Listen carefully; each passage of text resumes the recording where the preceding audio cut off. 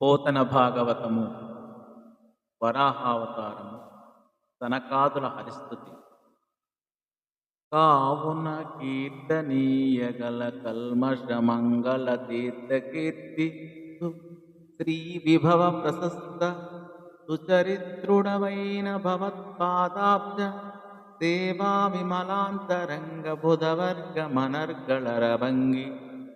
మనర్గళభంగి నన్యమున్ భావమునంతలంచునే కృపాగుణభూషణ పాపశోషణ.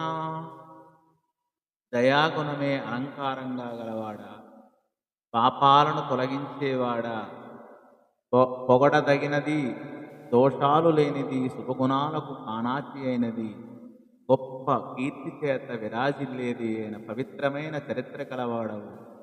నీ పాద పద్మాల సేవ చేత నిర్మలమైన మనస్సు కల మహానుభావులు ఇతర విషయాలను భావించరు అని ఈ పద్య భావం. పరమ తపో విధూత భవ పాపులమై చరించు మాకు నేడరయ భవత్పదాశ్రితుల నల్గి శపించిన భూరి దుష్కృత స్ఫురణ నసత్పదైక పరిభూతులమై నిజ ధర్మహానిగా నిరయమునందగా వలసె నేరము వెట్టక మమ్ముగావవే. అంతులేని తపస్సు చేసి సాంసారిక పాపాలను పోగొట్టుకొని తిరిగే మేము ఈరోజు నీ పాదదాసులపై కోపించి శపించాము. మహాపాపాన్ని కలిగించే చెడు మార్గంలో అడుగుపెట్టి ధర్మహాని చేసి నరకానికి పాత్రుడమయ్యాము.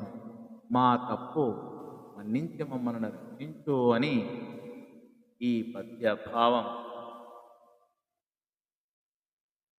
ధన్యవాదము.